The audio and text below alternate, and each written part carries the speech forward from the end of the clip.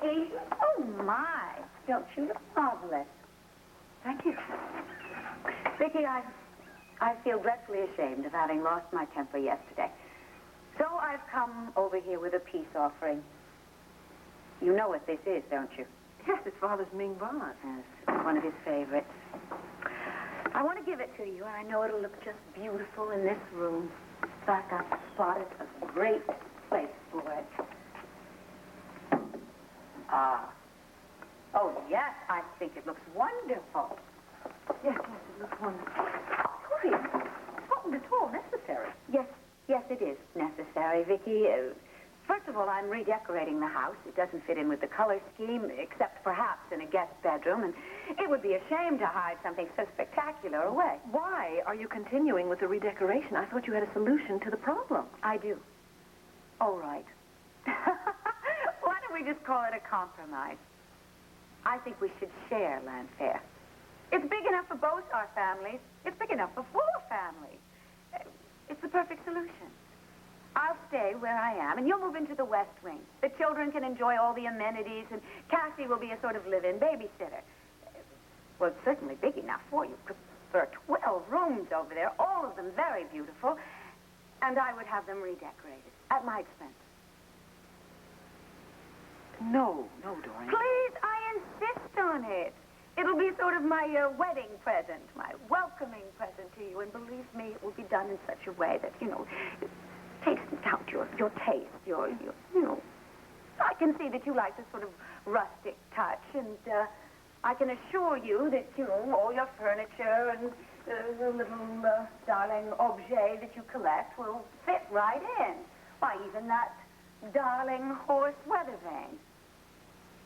Dorian, I'm very sorry. I've already offered the West Wing to Pat and Tony. And Tony to move into Landfair? How could you do such a thing? Why not? I would love to have them close by. And me? What are you going to do? Throw me into the street for Pat and Tony? Oh, Dorian, come on now. In the first place, you're certainly not being thrown out into the street. I've given you ample time to find new quarters. Not only that, I've offered you this house as a stopgap should it be necessary. And in second place, Pat and Tony would not be replacing you in the main house. I have offered them the West Wing, an area you have always disdained. Oh, you've thought this through very carefully, haven't you? Probably with Tony's help. What have I ever done to deserve such antagonism? Why do you hate me? I don't think that hate is quite the right word. Although, Dorian, now that you ask me that question so directly, I will admit that I have always felt a certain distaste for you, yes. I beg your pardon. Dorian, we have lived in this town since my father died, as if we had shared no past before then. And I suppose that's a very good thing because we had shared business interests. But I have to tell you that had I had a choice, I would have had nothing to do with you. Well, I have always known that. Come on. There is no shortage of the really dreadful things that you have done to some of the people in this town over the years. But the worst, the absolute worst, and the one thing, Dorian, that I will never forgive you for was your trying to keep Father and Tony from finding each other before he died. In order, I suspect, to keep Tony from inheriting his rightful share of the estate. Not only did you deny Father the comfort of a reconciliation with his only son, you also denied him the solace of having his loved ones by his bedside when he was dying. And that was despicable, Dorian, and cruel. Especially considering how much he loved you and how good he was to you. And although I personally have chosen not to think that you are personally responsible for his death, I am not in the slightest surprised that there are still a great many people in this town who harbor that suspicion. And in spite of all of that, Dorian, I am not taking Landfair from you because of hatred or revenge, but because it is mine. It belongs to me.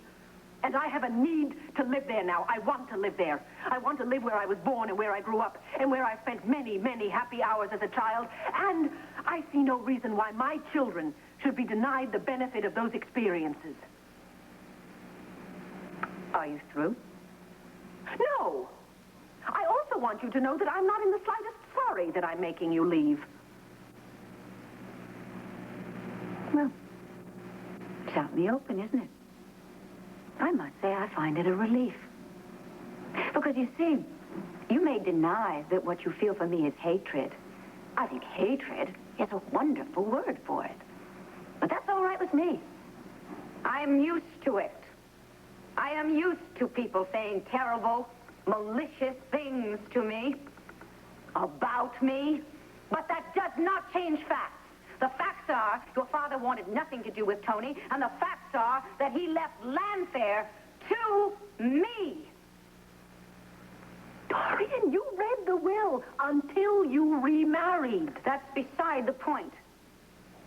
When are you going to get it through your head? You have no rights to that house. We'll see if I have any rights. We'll see what a judge decides. I promise you one thing. You and Clint will never move into Landfair.